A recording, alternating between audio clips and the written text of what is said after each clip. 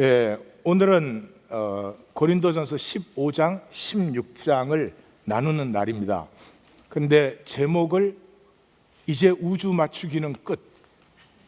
저게 무슨 말인지 혹시 아시는 분 계세요? 예, 제목을 바꾸다가 마지막에 저렇게 바뀌었는데 보고 나니까 나도 잘 이해가 안 가네. 예, 저 제목은 이런 뜻입니다. 에고. 우리가 이 땅에 에고로 살아가는데 에고로 사는 사람은 온 우주를 자기에게 맞추어야 돼요. 에고로 사는 거 굉장히 힘듭니다. 이 남편도 아내도 나한테 맞춰줘야 되고 또 자녀도 뭐 온 세상이 다 나에게 맞춰줘야 돼요. 그게 뭐 차이는 좀 있어요. 어떤 사람 좀 잘 참고 어떤 사람 못 참고 그러는데 그 차이가 삶에서는 하나도 차이를 만들어내지 못해요. 이 에고는 온 우주를 나에게 맞춰야 돼요. 참 힘든 삶이에요. 근데 우리가 이걸 살아요. 사도 바울은 이런 우리를 향해서 어떻게 얘기하나 오늘 같이 한번 또 나누어 보십시다. 오늘 얘기 시작을 How to Steal a Dog, 바바라 오카너라고 하는 동화 작가의 동화예요. 책이에요. 그 시작하는 센텐스가 이렇게 되어 있어요. 내가 개를 훔쳐야 되겠다고 작정한 날은 내 베스트 프렌드 루엔이 내가 차 안에서 살고 있다는 것을 발견한 날이었다. 이게 펄 센텐스예요. 이 엄마하고 11살짜리 이 졸지나하고 토비, 자기 동생 남동생 토비하고 이렇게 세 식구가 남았어요. 아버지가 떠나버렸어요. 너무 힘들고 어렵고 하니까 그냥 떠나버렸어요. 그 아버지가 떠난 다음에 남긴 것은 마요네즈 병에 동전과 구겨진 1불짜리 몇 개, 그것이 이제 전부였다. 그렇게 해요. 그렇게 해서 이제 아파트에서 쫓겨나서 차 안에서 살고 엄마는 투잡을 뛰는 거예요. 그러니까 뭐 아침에 일어나면 그 가까운 그 가스스테이션 가서 세수하고 머리 이렇게 적당히 하고 이래요. 그러니까 점점 꾀죄죄해지죠. 그러니까 친구 루엔이 이상하니까 한 번은 학교 끝나고 뒤를 밟은 거예요. 근데 그것도 생각에 잠겨서 모르고 차 안에서 산다는 게 들켜버렸어요. 그 11살짜리 여자애가 그 10년, 이 바바라 오카너가 책을 한번 읽어보시길 바래요. 그 11살짜리의 심리, 생각을 얼마나 잘 표현하는지 몰라요. 근데 우리 평생에 나이가 몇 살이시든지 11살짜리 갈등을 우리는 계속하고 있는 거예요. 그게 뭐냐? 이 졸지나가 stealing dog, 개를 훔치는 건 plain wrong. 그럼 뭐 잘못된 거예요. 그냥 잘못된 거죠. 그거는. 그럼에도 불구하고 또 졸지나의 가슴에는 그런데 상황이 어쩔 수 없어. 그게 우리 인생이에요. 우리는 뭔가 더 고귀한 걸 알아요. 그럼에도 불구하고 이 상황이 어쩔 수 없다는 거죠. 베스트 프렌드까지 내가 차 안에서 산다는 걸 발견한 이상 무슨 수를 쓰더라도 아파트를 찾아서 들어가는 수밖에 없어. 엄마를 조르고 물어봐야 엄마는 조금만 기다려라 그러는데 근데 그 언제일지 몰라. 그래서 그날 밤에 그 차 뒤에서 숙제를 하고 자려고 하는데 옆에 전봇대에 포스터가 하나 붙어 있어요. 뭐냐 그러면 개 찾습니다. 찾아주시는 분에게 500불 사례 드립니다. 그래서 얘가 저거는 언제 붙은 포스터인지 모르잖아요. 그 아이디어가 딱 떠오른 거야. 개를 훔쳐가지고 포스터가 붙으면 돌려주면 500불을 받으니까 엄마한테 물어봐. 500불이면 아파트 들어갈 수 있으니까 그게 가난한 시골 동네니까 이제 들어갈 수가 있죠. 그래서 그 불안하지만 그 남동생 토비와 이제 개를 훔치기로 해요. 그리고 그날로부터 개를 훔치는 계획을 이렇게 노트에다 적어가는 거야. 그 제일 1단계는 뭐냐 그러면 개를 물색하는 거야. 개가 짖지 않아야 된다. 개가 잘 따라야 된다. 그 다음에 개가 이렇게 어느 정도 돈 있는 집 개여야 된다. 그 잊어먹었는데 잘 갖고 갔다 이러면 곤란하잖아. 그리고 주인이 굉장히 개를 사랑해야 된다. 뭐 이렇게 계획을 적어 나가는 거예요. 그 계획을 따라서 일이 전개되는 것을 적은 그런 책이에요. 참 가슴 아리게 만들어요. 그래서 이제 동생하고 개를 물색하러 나갔어. 근데 가난한 동네니까 만만치가 않아요. 근데 어느 날 어떤 스트리트 끝에 이렇게 스트리트가 데드엔드 된 스트리트가 하나 있는데 한 번도 가본 적이 없는 데인데 거기를 딱 갔더니 근사한, 그 동네에서는 드문 벽돌집이 하나 큰 게 딱 서 있는 거예요. 그래서 문패를 딱 봤더니 위트모어라고 돼 있어요. 위트모어. 그런데 그 길 이름이 위트모어 스트리트야. 그러니 이 길 전체를 차지한 이 큰 집에 사는 사람, 이 굉장히 이 부자겠구나. 자, 개가 있어야 되는데. 그리고 울타리를 통해서 딱 봤는데 마침 개가 하나 쩔렁쩔렁 나와요. 너무 예쁘게 생긴 개야.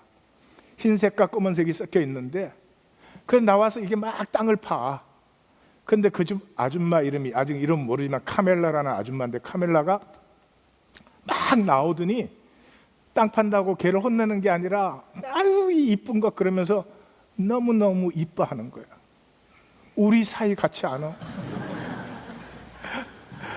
막 그러니까 이제 펄펙한 거예요. 그래가지고 이제 저 개를 훔쳐야 되겠다 그랬는데 문제가 하나 생겼죠. 개를 훔쳐서 어디에 놔두냐고. 차 안에 사니까. 하여튼 우유곡절 끝에 숲속에, 그 마을 숲속에 폐가, 사람이 살지 않는 집이 하나 있는데 그 집 뒤쪽에 돌아가니까 발코니가 하나 있는 거야. 그래서 거기다 개를 숨길 수 있어. 거기 아무도 안 오는 데니까. 그래서 드디어 이제 개를 훔쳤어요. 그 훔칠 때 그 11살짜리의 그 두근거림, 그 자기 자신과 싸움, 그거를 좀 읽어보셔야 돼. 그거를 지금 내가 여기서 다 말할 수는 없잖아요.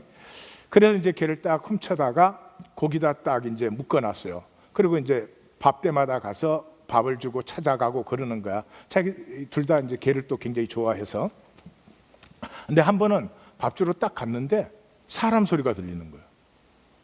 너무너무 놀랬지. 그래서 숲을 속에 딱 숨으니까 그 남자 목소리가 들리는 거야. 누구요? 나는 숨은 사람 무섭지 않아? 뭐 이러면서 그런 거예요. 그래서 가만 눈치를 보니까 해칠 사람 같지는 않아서 이렇게 나가서 봤더니 그 자전거를 타고 홈리스지 말하자면, 근데 뉴욕 이런 도시의 홈리스와 다르게 이렇게 지역을 떠돌면서 일도 해주고 뭐 이 트랙터 자동차 이런 것도 고쳐주고 이런 뜨돌이 사람이 그 발코니에다가 이렇게 텐트를 치고 그 자리를 잡은 거예요. 그러는데 이제 개를 훔친 다음에 이제 그 집에를 갔지. 그랬더니 그 카멜라라는 아줌마가 얘들을 보고, 얘들아 너희 혹시 이렇게 생긴 개 못 봤어? 어떻게 개가 어제 집을 나갔는데 돌아오지를 않아? 막 그러면서 안타까워하고 우는 거예요. 그래서 이제 이 졸지나하고 동생 토비하고 그 이제 아줌마 집에 들어가서 우리가 도와드릴게요 이래가지고, 그래가지고 이제 얘기를 막 하면서 전단지를 만들어야 돼요. 사례금을 500불 해야 돼요. 뭐 이래가지고. 근데 그 집에 들어가기 전에 너무 실망을 한 거예요. 그 큰 집에 이렇게 문을 딱 여는데 집 안에는 가구도 없고 막 엉망진창이에요. 그래서 얘기를 들어보니까 증조 할아버지 때 이 타운 전체를 다 가졌던 사람이에요. 우리랑 똑같아. 증조 할아버지 때.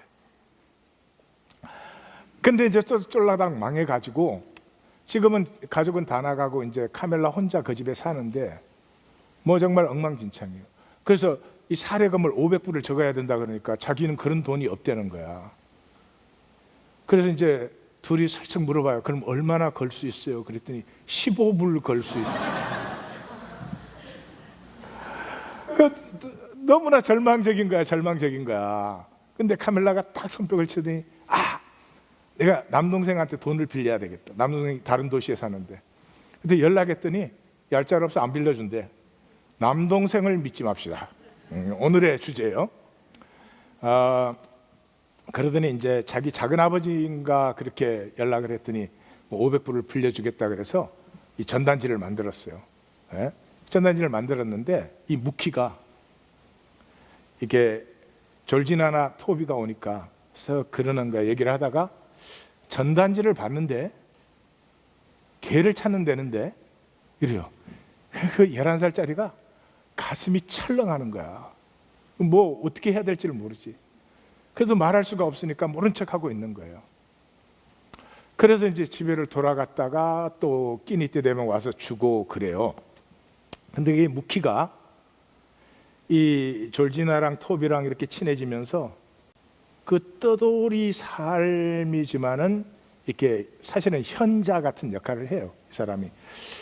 그래서 이렇게 한마디씩 가르쳐 주는데 그게 이제 졸지나 가슴에 자꾸 새겨지는 거예요. 한마디씩 던지는 게. 예를 들면은 살면서 뒤에 남기는 자국이 앞으로의 삶보다 훨씬 더 중요한 것이란다. 잘 생각을 해보세요. 내가 남기는 자국이, 우리는 거꾸로 생각해요. 어떻게 살든지 내일만 잘 살면 된다, 뭐 이렇게 생각하기 쉽지. 그게 아니라는 거지. 이제 그런 것들을 이제 노트에 또 받아 적어요. 그러다가 밥을 주러 딱 갔는데 윌리가 없어져 버린 거야. 윌리가 없어지고 무키 자전거도 없어지고 텐트도 다 걷었어. 그러니까 무키가 이 훔쳐갔구나. 아니 어찌면 무키가 데리고 가서 500불을 받으려고 하는구나. 근데 500불 받는 거는 둘째치고 자기들은 개도둑으로 이제 잡혀가잖아. 경찰에 잡힐 텐데, 감옥에 갈 텐데, 누나 우리 감옥에 가면 어떡하지? 막 그러면 조용히 해. 그리고 막 동생 지어받고 막 그러죠. 그래서 막 둘이 이제 완전히 망연자실 돼가지고 넋을 놓고 있는데 무키 자전거 소리가 막 들리는 거예요. 그래서 깜짝 놀라서 봤더니 무키가 자전거를 타고 다시 돌아오는데 그게 윌리가 따라오고 있는 거예요. 그래 막 보자마자 왜 걔를 훔쳐갔냐고 막 소리를 지르고 그래요. 그러니까 무키가 가만히 있더니 이제 조진아가 소리를 다 지르고 나니까 말을 하려면 잘 생각을 해서 똑바로 해야 돼요. 나는 이제 이 마을을 떠나는데 내가 저 동구밭까지 갔더니 윌리가 어떻게 그까지를 따라온 거야. 그래서 이놈 다시 데려다 놓으려고 지금 온 거예요. 그리고 딱 떠나는 거예요. 근데 그 모습이 이렇게 딱 사라지는데 순간에 졸지나가 깨닫는 거예요. 뭐를 깨닫냐? 그 차 안에서 사는데 차를 한 군데 오래 해놓으면 경찰한테 걸리니까 한 이틀마다 차를 옮기는데 한 번은 엄마가 차 시동을 거니까 차가 시동이 안 걸리는 거예요. 고장이 나서. 그러니까 뭐 온 식구가 이제 장례가 되는 거예요. 이렇게 어려운데 차까지 말썽을 부리니까.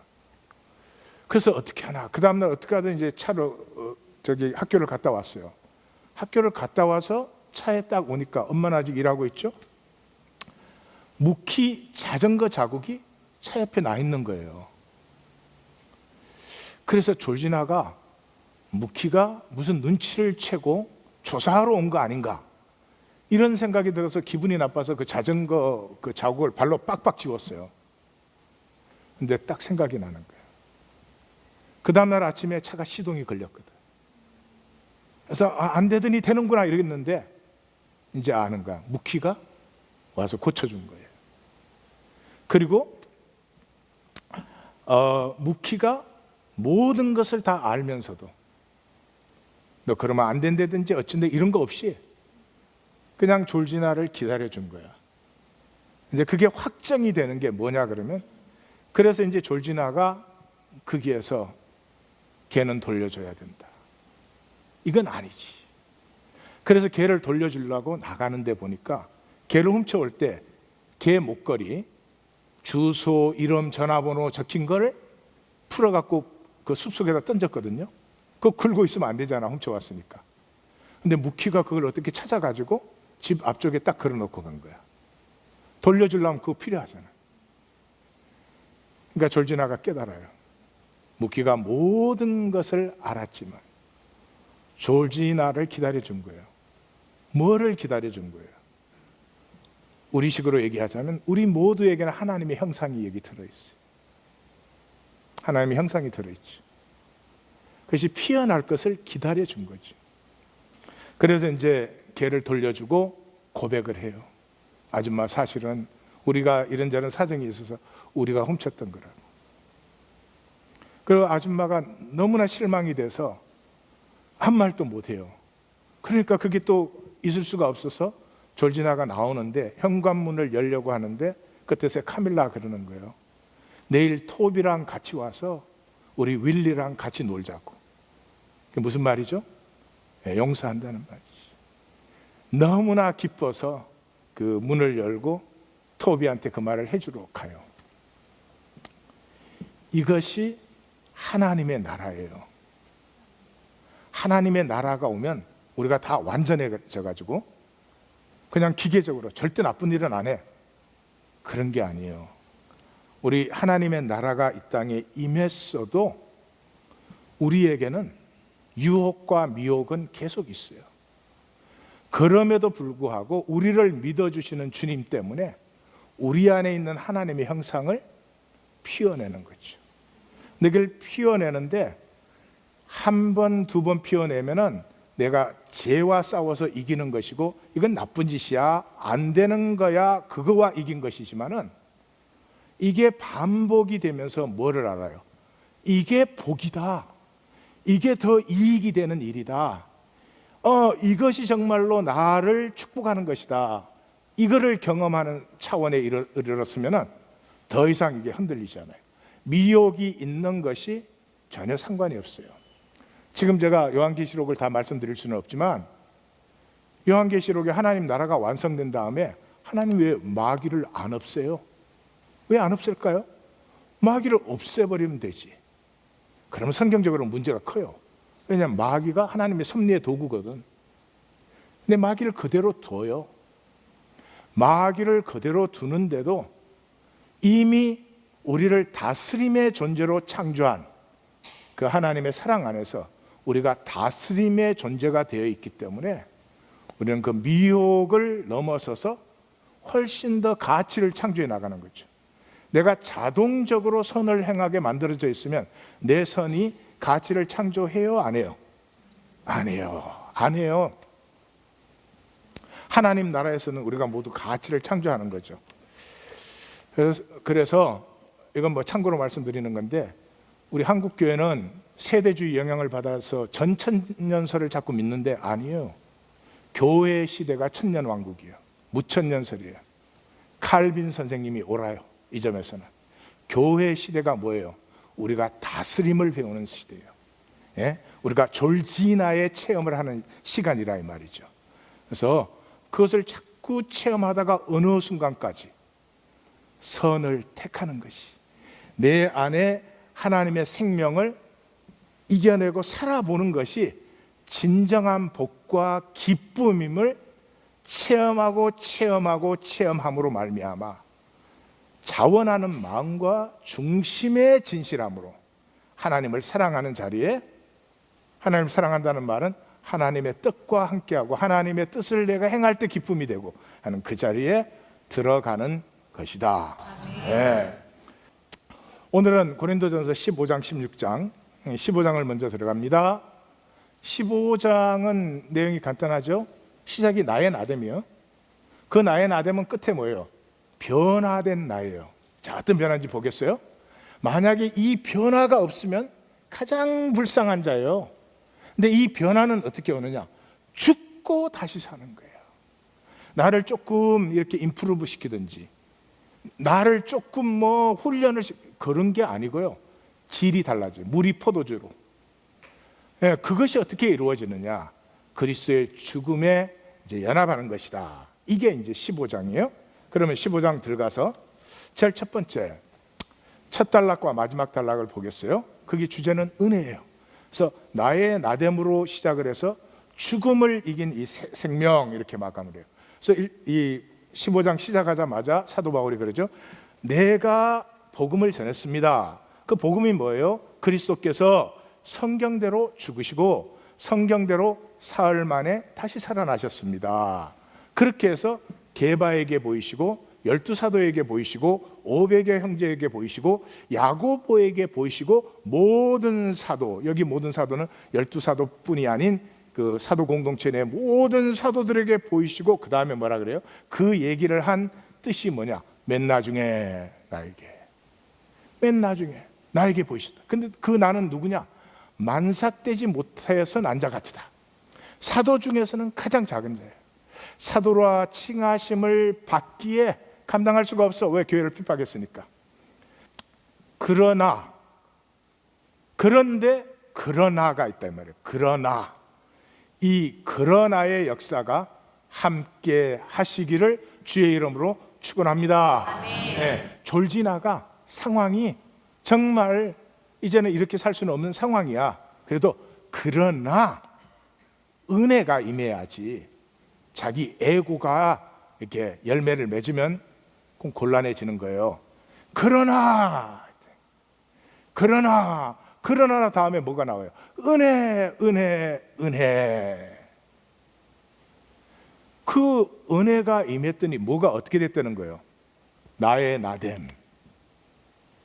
나는 지극히 부족하고 작은데 은혜가 임했더니 내가 모든 사도보다 더 수고했어. 열정, 패션, 나됨이 피어나는 삶을 살았다는 거죠. 그러므로 내 공로가 아니라 이것은 은혜다 이 말이죠. 잘 보십시오. 나는 먼지보다 작아요. 이 우주에 비하면 먼지 한 톨도 안 되는 거예요. 그런데 이 나가 은혜를 받으면 이 은혜는 나와 모든 것이 통하게 해요. 이 세상 속엔 다 단절되어 있는데 은혜가 임하면 통하게 해요. 그래서 먼지보다 작은 내가 우주 전체를 누릴 수가 있게 돼요. 나는 찰나예요, 찰나. 지구 역사가 46억 년이야. 그 46억 년에 비하면, 억만 년에 비하면 내가 뭐 100년을 살아야 찰나요. 그런데 그 나에게 은혜가 임하면 이 찰나를 사는 내가 영원을 품게 된다 이 말이죠. 이것이 생명의 비밀이다. 예. 자, 그러면 이제 그 얘기를 고린도 교회에 왜 해요? 고린도 교회 여기까지 무슨 얘기했어요? 너네가 교회라고? 교회라고 모여갖고 싸우고, 음행, 너네끼리 소송, 여자 머리 스타일 갖고 싸우고, 모이면 먼저 먹어갖고 나중 온 사람이 배고프고, 너희가 교회라고? 그런 교회 없다 그랬잖아요. 바울이. 그런 교회, 하나님이 위대한 사람들을 부르는 게 아니고요, 그런 평범한 우리를 부르셔서 우리가 은혜를 만나게 될 때 하나님이 창조하신 모든 우리의 가능성이 그때 피어나는 거다. 이거를 첫 번 단락에서 얘기한 거예요. 그래서 자, 그러면 은혜가 임할 때 생명이 피어나는데 그 생명이 어떻게 피어나느냐, 이게 이제 마지막 절이죠. 마지막 그 단락이죠. 그래서 보시면 사도 바울이 좋아하는 두 번의 대칭 구조로 되어 있어요. 썩는 것은 영혼을, 썩지 않는 것을 유업으로 받지 못해요. 그래서 대칭 53절에 썩을 것이 썩지 않음을 잊게 했다는 거죠. 썩지 않음을 잊게 했다는 거죠. 이 변화의 비밀이 무엇이냐? 이 변화의 비밀이 무엇이냐? 그리스도와 하나가 되는 것이다 하는 것을 쓰고 있어요. 그래서 여기서 중요한 것은 이거예요. 변화된다는 거죠. 지금 이 세상에 육체로 사는 이하권이는 이 썩을 인생이에요. 썩을 몸으로 썩을 것을 살고 있어요. 근데 이 썩을 것이 썩지 않음을 입는 변화가 임한다는 거죠. 그러니까 이렇게 말하는 사람들을 조심하셔야 돼요. 여기서는 어떻게 살았든지 죽고 나면 이렇게 하나님이 이하권이 여기서 한 거 다 취소, 그리고 새 이하권을 천당에서 하나 만드는 것, 그렇게 말하는 사람들을 조심하십시오. 여기서 산 이하권이가 이 썩지 않음을 입게 되는, 그래서 생명의 계속성, 생명의 계속성, 이 4차원 세계에서 내가 무엇을 살았느냐 하는 것이 영원을 가꾸고 있는 것이다. 예. 자, 두 번째는 이 사망과 생명의 관계를 그래서 분명하게 보여줘요. 사망을 통해서 우리의 생명이 어떻게 된다는 것인지. 사망을 이긴다는 말씀이 성취되는데 그 이김을 우리에게 주신 하나님께 감사하라는 거죠. 감사한다는 거죠. 왜 감사하느냐? 사망에 쏘는 것이 사라졌어요. 이제는 그 죄의 권능인 율법이 완성이 된 거예요. 이게 무슨 말이냐? 사망에 이기는 것. 그러니까 우리가 지금 4차원 세계에서는 사망의 권세 아래 있다 이 말이죠. 그래서 사망에 이기는 것, 사망에 쏘는 것은 우리가 사망의 권세 아래 있으면 뭘 하느냐? 피해요. 삶을 살지 않고 피해요.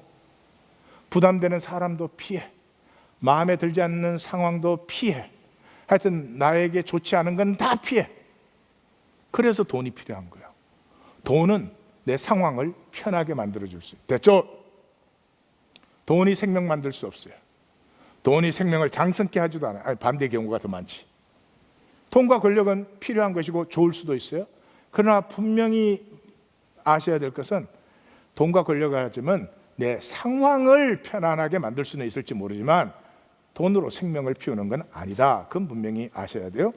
그래서 우리의 삶이 피하는 거예요. 피하니까 허무하죠. 허무. 자, 그러면 그 사망에 쏘는 것 때문에 우리가 피해서 삶이 허무해지는데 그 사망에 쏘는 것이 뭐냐? 죄다. 이렇게 말해요. 죄. 이 히브리어로 하타, 헬라어로는 하말티아. 다 아시죠? 죄는 관역을 빗나가게 하는 거죠. 하나님이 이하권을 창조했는데 이 이하권이가 이하권으로 피어나기 위해서는 하나님이 이하권에게 주시는 모든 상황과 조건이 하나님의 섭리예요. 무슨 섭리예요? 합력하여 선을 피게 하는 딱 필요하게 주셨어요. 근데 나는 내가 불편하면 피해, 내 마음에 안 들면 피해, 뭐 그렇게 다 해버리니까 내가 이하권이가 피어나지를 못하지. 그러니까 나를 상실하는 것, 그것이 죄다 이 말이죠. 그래서 율법이 권능이 되어 있는 거죠. 왜? 하나님의 말씀은 나를 피우는 길이에요. 그러니까 그 말씀을 따라서 살면 내가 피어나는데 나됨 피는 길을 피하고 살지 않으니까 율법이 권능이 된 거죠. 마치 말씀 만나기 합시다 그러는데 하는 사람은 그게 이제 길이 돼서 안내를 받죠. 그런데 그 말씀 만나기를 안 하는 사람은 내가 말씀을 만나야 합니다라고 말할 때마다 저 인간이 죽지도 않고 또 왔네. 눌러, 그게 나를 짓눌러. 그렇게 되는 거죠. 그래서 총 결론이 뭐예요? 오늘 58절이죠. 같이 읽습니다. 내 사랑하는 형제들아, 견실하며 흔들리지 말고 항상 주의 일에 더욱 힘쓰는 자들이 되라. 이는 너희 수고가 주 안에서 헛되지 않은 줄 알미라. 이거를 오늘 우리말로 고치면 이런 거죠.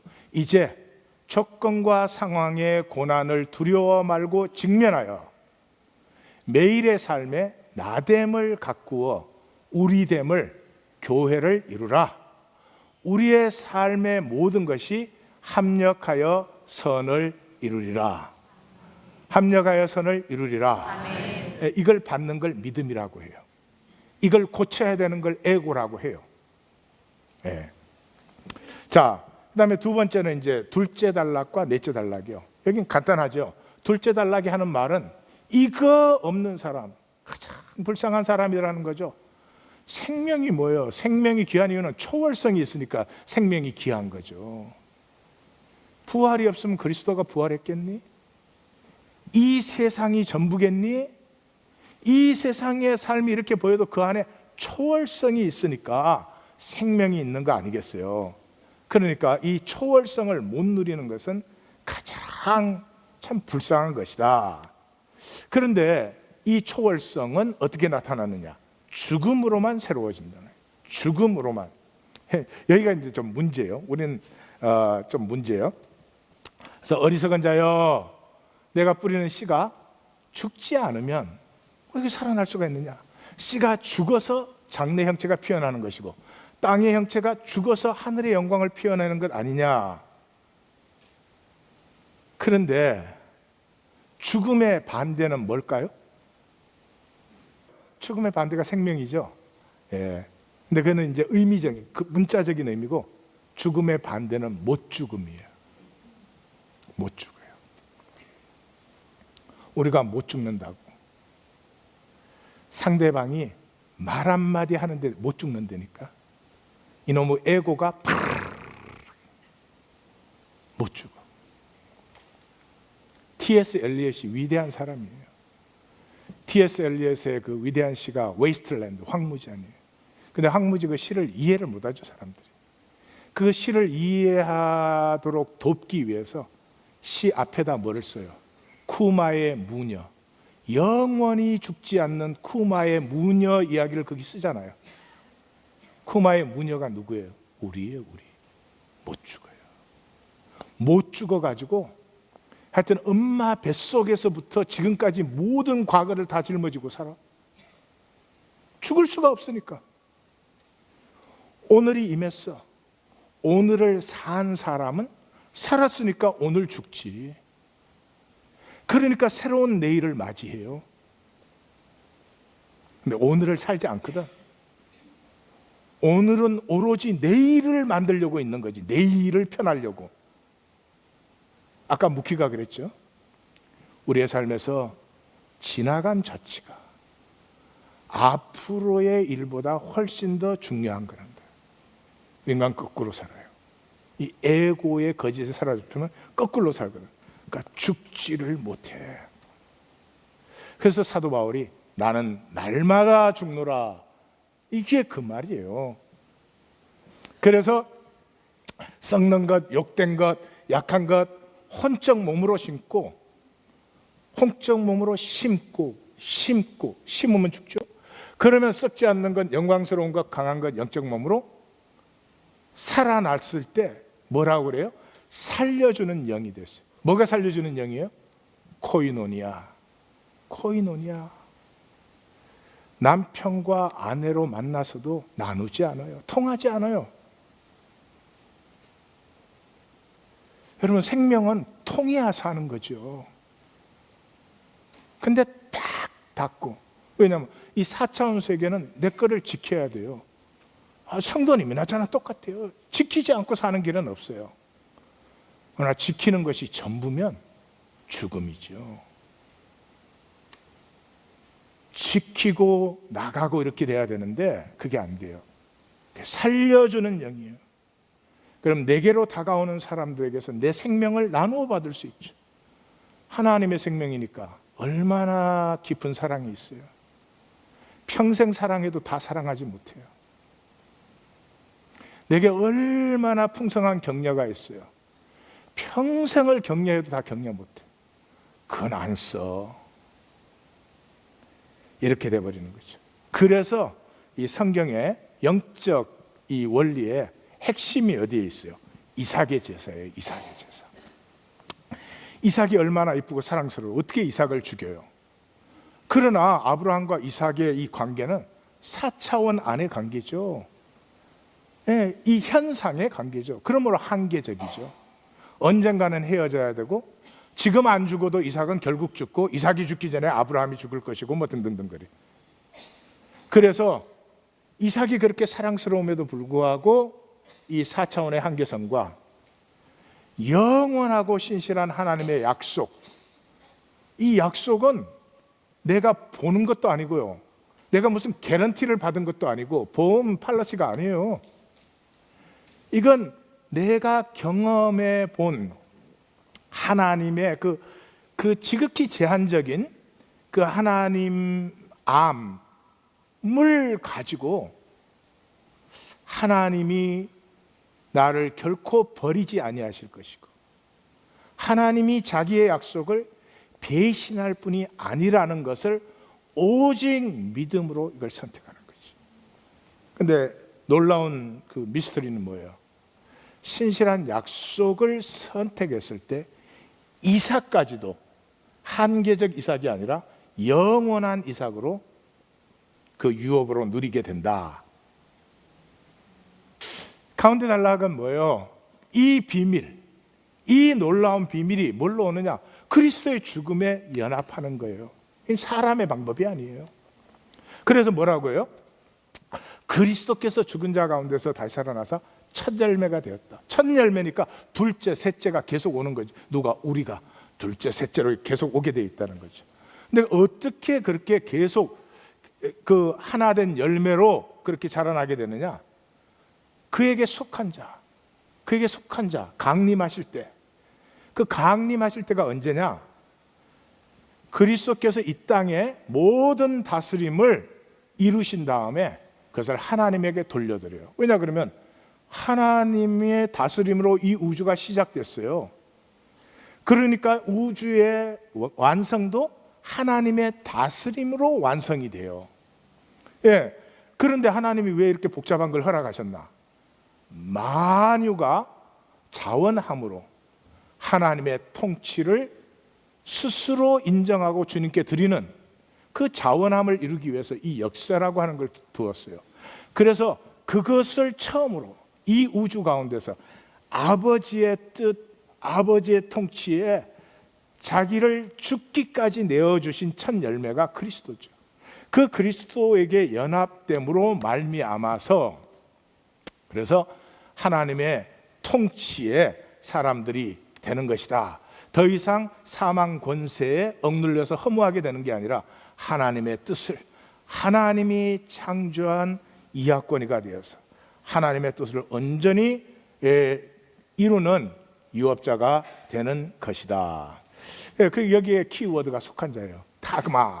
타그마라는 게 로마 보병이 이렇게 하나가 되는, 방패 짝짝짝짝 해서 하나가 되잖아요. 그 단어를 거기에 쓴 거죠.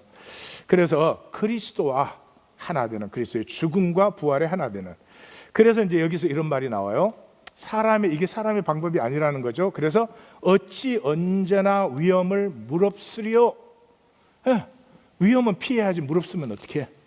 나는 날마다 죽노라. 죽으면 어떻게 살아서 하나님을 위해서 일을 해야지. 거기서 뭐라고 그래요? 내가 사람의 방법으로 싸웠다면 모든 게 허무해지지 않겠느냐? 그러므로 속지 말라, 깨어있으라. 이렇게 나오는 거거든요. 이게 무슨 말이냐 하면 거짓과 싸움. 이 4차원 세계는 거짓과 싸우고 있어요. 다른 어떤 것과 싸우고 있잖아요. 마귀는 거짓의 압이고 4차원 세계에서 내 눈에 보이는 건 진실이 아니에요. 그 깊이가 진실이에요. 그래서 거짓과 싸울 때는 에고로 싸울 수가 없어요. 그 에고로 싸우면 싸울수록 거짓이 약해질까 세질까? 세져요. 싸움이 일어났을 때 진실을 나눌까? 아니야. 그때는 그런 거 소용없어. 상대방을 아프게 만들어야 돼. 공격해야 돼. 얼마나 훈련이 잘 됐는지 여러분 짐작이 가시죠? 그러니까 상대방의 좋은 건 싹 빼고 안 좋은 것만 크게 공격을 해요. 거짓이 나타나는 거죠. 그 거짓을 받은 남편은 또 어떻게 해요? 뭐 저쪽에서 박격 펴면 이쪽에서 벌써 미사일 나가. 점점 둘이 세지는 거죠. 거짓과는 그렇게 싸울 수가 없어요. 거짓만 세지는 거죠. 거짓과 싸우는 유일한 길은 사랑으로 싸우는 거예요. 이름은 추상적이지만 아니에요. 거짓으로 싸울 때는 우리 안에 하나님의 형상을 지키는 거예요. 그러니까 아내가 이렇게 공격을 할 때 저게 일방적이고 절대 100% 진실은 아니야. 그래도 내 안에 있는 하나님의 형상으로 싸운다는 건 이런 거야. 당신이 그렇게 느끼고 생각할 만한 충분한 이유가 있어. 그러나 이렇게 말했다가는 맞을 가능성이 많아. 여보, 힘들게 해서 미안해. 내가 조금 더 성숙할 수 있는데 할 말이 없네. 당신 그렇게 느끼니까. 그때 상대방에 있던 거짓도 스르르 힘을 잃어요. 우리는 이 땅에 거짓과 싸우고 있는 사람들이에요. 그러므로 진정한 승리는 내 안에 소중한 것을 지키는 거예요. 졸지나가 승리했잖아요. 어떻게 해서 승리했어요? 그 안에 있던 소중한 것을 지켜낸 거죠. 상황이 어떻더라도. 그죠? 자, 고린도전서 16장으로 갑니다. 심지어 연보에 관하여는 이렇게 말하니까 고린도 교회가 질문을 한 거죠. 연보를 어떻게 해야 됩니까? 그러니까 사도 바울이 그냥 딱 한마디 했어요. 갈라디아에 명한 것 같이 그렇게 해라. 그 말은 갈라디아서대로. 그래서 그 갈라디아서가 하는 말은 종교가 아니야. 어떻게 너희가 종교로 돌아가니? 내가 너희에게 전해준 것은 더불어 살기지. 벌써 11장에서 14장까지가 교회인데 그 교회를 시작할 때 뭐라 그랬어요? 사도 바울이 내가 너희에게 전하여 준 그 전통을 너희가 지킴으로 너희를 칭찬하다. 지금 고린도 교회는 칭찬할 게 아무것도 없는 교회예요. 그런데도 칭찬해요. 왜냐 그러면 회당의 종교 전통을 지키는 것이 아니라 주님의 임재 앞에서 함께 그저 소박하게 함께 나와서 떡과 잔을 나누며 거기에 기도도 나오고 예언도 나오고 찬송도 나오고 그곳에서 생명이 새로워지지 종교의식에서 무슨 사람이 새로워집니까? 그 복음을 내가 전한다. 그게 1장이에요. 2장이 뭐예요? 그래서 이 안디옥 교회에서 그것이 이루어지고 있는데 세상에 예루살렘에서 사람이 올라오니까 베드로하고 바나바가 그 같이 떡과 이방인과 떡과 잔 나누다가 그 자리를 떴다는 거죠. 그래서 내가 그걸 혼냈다. 내가 베드로 혼낸 사람이다 그거예요? 아니죠. 이게 핵심이죠. 이게 핵심이죠. 이게 예루살렘 교회의 한계성. 이 종교와 이 복음이 함께 해야만 했던. 그래서 그 귀한 교회를 하나님이 생긴 지 30년 만에 없애버리잖아요. 그리고 바울이 선포한 복음의 교회들이 일어서게 하는 거 아니에요. 그래서 4장 5장이 뭐예요? 3장 4장이 너 종교로 돌아가면 안 되지. 종교로 다시 돌아가면 안 되지. 5장 6장이 뭐예요? 그리스도께서 자유케 하신다. 여기 자유는 철학적 자유가 아니죠. 생명이 자유하면 통해요. 남편이 자유하고 아내가 통하면 잘 통합니다. 잘 통해요. 근데 자유하지 않으면 통하지가 않아요. 그래서 갈라디아서에서 복음의 핵심이 선포되는 거 아니에요. 3장 28절에서 그리스도 안에서는 남자나 여자나 자유자나 종이나 헬라인이나 유대인이나 지혜인이나 야만인이나 다 하나다 하는 거죠. 복음이 임하면 뭐예요? 통하는 거죠. 예, 코이노니아가 이루어지는 것이죠. 그래서 성령이 임했을 때 뭐가 일어났어요? 코이노니아가 일어났죠. 코이노니아가. 그래서 근데 고린도 교회가 이 사도 바울에게 당연한 거예요. 연보? 갈라디아 교회 명한 대로 하면 되지. 근데 그거를 제대로 못 알아들었던 것 같아요. 그래서 그 다음 보내는 편지에는 이 연보에 대해서 써요. 근데 여러분, 연보하라는 말이 아닙니다. 연보를 해야 된다 그런 말이 아닙니다. 사도 바울이 쓰는 것은 연보가 뭐다 하는 걸 써요. 연보가 뭐다. 연보가 뭐예요? 환난의 많은 시련 가운데서 넘치는 기쁨이 있고요. 극심한 가난에서 풍성한 연보를 해요. 이게 연보예요. 이게 아닌 건 연보 아니요. 예, 그래서 힘에 지나도록 자원하여 그게 연보예요. 이건 먼저 자신을 주께 드리고 일어나는 일이에요. 주님과 내가 하나니까. 그래서 고린도 교회를 향해서 권면할 때 고린도 교회는 이걸 권면해야 되니까 참 한심하죠. 마음에 정한 대로 하고 인색함으로나 억지로 하지 마라. 즐겨 드리는 자를 하나님 사랑하신다. 그래서 적게 심는 자 적게 거두고 많이 심는 자 많이 거두는 것이다. 그러면서 이러한 연보가 피어나는 사람들, 이러한 연보가 피어나는데 함께하는 사람들 속에 뭐가 일어나느냐? 하나님이 너희로 모든 일에 항상 모든 것이 넉넉하여 모든 좋은 일을 생명이 피어나고 나누어지는 사람에게서 하나님의 역사가 피어나고 풍성해지는 것이. 이 당연한 얘기니까 말을 하는 게 좀 이상하네요. 그래서 어떻게 해요? 그 삶에는 의의 열매가 더하게 하신다. 예, 사랑하는 성도님들, 한평생 사는데 욕심의 열매 맺으시면 자랑스럽습니까? 자식한테도 창피해요. 의의 열매가 풍성하시기를 주의 이름으로 축원합니다. 자, 드디어 마지막, 고린도 전서 전체의 마지막 부분이죠. 16장 후반부. 여기 종말적 신앙을 얘기해요. 그래서 시작이 뭐예요? 깨어있으라, 믿음에 굳게 서라, 용감하라, 강건하라 그래요. 그런데 이상한 거는 제일 끝에 가서 뭐라 그래요? 만일 누구든지 주를 사랑하지 않으면 저주를 받을지어다 이래요. 아니, 이때까지 사랑을 강조한 사도 바울이 도대체 왜 갑자기 저주를 받으라 그러냐? 물론 번역도 좋지 않아요? 하나님을 사랑하지 않는 것 자체가 이미 저주된 삶이라는 거예요. 여러분, 하나님 사랑 안 하면 뭐 사랑하겠어요? 하나님 사랑 안 하면 또 뭐를 살겠어요? 그냥 이건 스스로 물어보셔야 돼요. 근데 왜 이런 말이 나오느냐? 사도 바울은 시편 31편을 얘기하고 있는 거예요. 이미 그때는 뭐 유명한 시편이죠. 이 종말적 고난과 절망의 시편이에요. 그 시편의 총 결론이 뭐예요? 그냥 내 몸과 마음과 영혼이 쇠합니다. 내 슬픔과 탄식 속에서 기력이 쇠하고 내 뼈가 쇠합니다. 내 대적들이 그냥 벌떼같이 달려들고 내 이웃들은 더하고 내 친구가 친교실에서 얼굴을 돌립니다. 그런 절망 속에서도 뭐예요? 시편 기자가 나는 주님을 사랑했습니다. 그런데 주님의 사랑이 임한 거죠. 주님의 사랑이 임한 거죠. 그래서 그 고백이에요. 모든 성도들아 여호와를 사랑하라. 진실한 자를 보호하시고. 이 윤리적 진실이 아니에요. 하나님을 사랑하면 진실해져요. 교만한 자, 에고로 사는 자에게 엄중히 갚으셔요.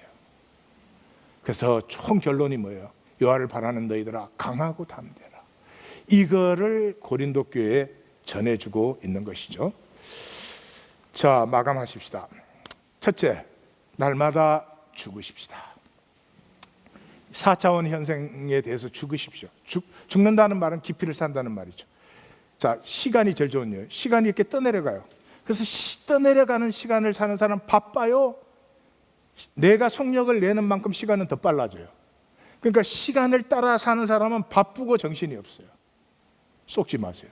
시간은 흘러가게 놔두시고 나는 지금 깊이를 누리세요. 지금 깊이를 누리실 때 흘러가는 시간 속에서 계속 영원을 누리는 자가 되죠. 두 번째, 돈을 가치 창조를 위해서 쓰십시오. 여러분, 돈은 우리끼리 약속한 시스템이에요. 우리끼리의 걔한테 100불짜리 주면 감사 카드 보내드리죠. 그죠? 그래요? 아니요. 우리끼리 통하는 거예요. 만약에 오늘 이 북미에 큰 지진이 일어나서 모든 게 다 무너진다. 돈 쓸모 있어요? 없어요? 종이 쪼가리예요.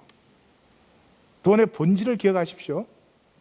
이 인간 시스템 안의 약속일 뿐이에요. 그거 흔들리면 다 흔들리는 거예요, 돈은. 그런데 그걸 하나님이 허락하셨어요. 왜? 이 4차원 세계 살면서 돈 가지고 내 편안, 내 세계 얼마나 큰지 몰라도 그거 세우려는 사람과 이 돈을 가지고 진정한 가치를 피워내는 이 선택을 할 수 있는 그 삶을 길러내기 위해서 하나님이 섭리 가운데 허락하신 거예요. 자, 오디오를 하나 듣고 마치도록 그렇게 하겠습니다. 이 포레스트 카트는 이 체로키 인디안 후예예요. 그런데 이 자서전적이에요. 자기가 어릴 때 자기 아버지가 독립전쟁에 남부군에 잡혀가서 그 군인으로 싸우게 돼요. 근데 체로키는 대가 끊기면 안 돼. 그래서 전쟁터에 나가기 전에 처녀를 데려다가 부족이 결혼을 시켰어.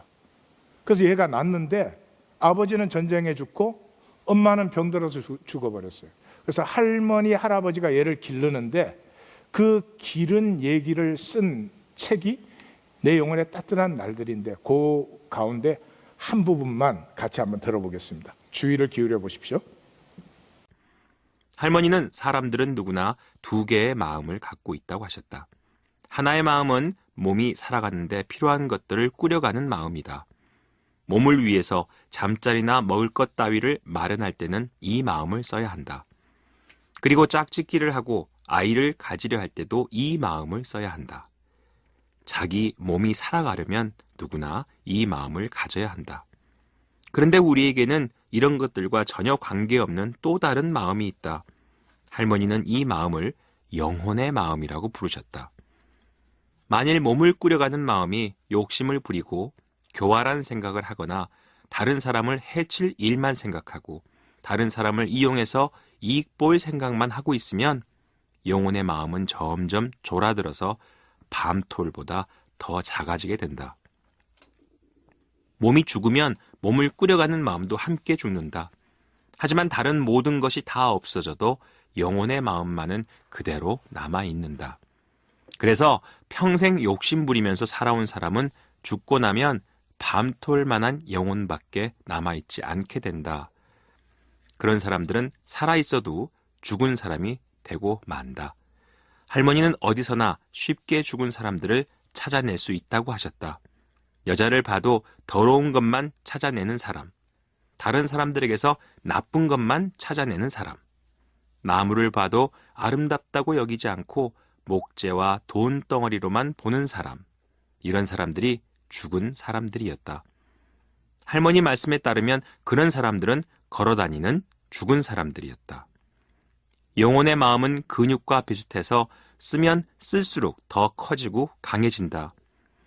마음을 더 크고 튼튼하게 가꿀 수 있는 비결은 오직 한 가지, 상대를 이해하는데 마음을 쓰는 것뿐이다. 게다가 몸을 꾸려가는 마음이 욕심 부리는 걸 그만두지 않으면 영혼의 마음으로 가는 문은 절대 열리지 않는다. 욕심을 부리지 않아야 비로소 이해라는 것을 할 수 있기 때문이다. 반대로 더 많이 이해하려고 노력하면 영혼의 마음도 더 커진다. 할머니는 이해와 사랑은 당연히 같은 것이라고 하셨다. 이해하지도 못하면서 사랑하는 체하는 사람들이 있긴 하지만 그런 사랑은 진정한 사랑이 아니라고 하시면서 그 말을 듣고 나는 모든 사람을 잘 이해하기로 마음먹었다. 밤톨만한 영혼을 갖고 싶지는 않았기 때문이다. 네, 우리 모두가 하나님의 형상으로 지어졌으니까 얼마나 성경 얘기하고 비슷해요. 비슷 안 해요? 비슷해요. 네, 주여 나를 좀 불쌍히 여겨주세요. 네. 저기는 이해라는 단어를 썼지만 이해가 뭐예요? 통하는 거죠. 통하면 영혼이 살아나요. 단절되면 나밖에 몰라요. 좋은 일은 아니에요. 사랑하는 성도님들, 짧은 생에 이 허무한 세상을 살아가는데 우리의 지킬 것은 내 영혼, 내 속의 존귀함, 그것을 지킬 때 우리는 은혜를 알고 만유를 누리는 하나님의 신비한 비밀을 누리게 되는 것입니다. 기도하십시다.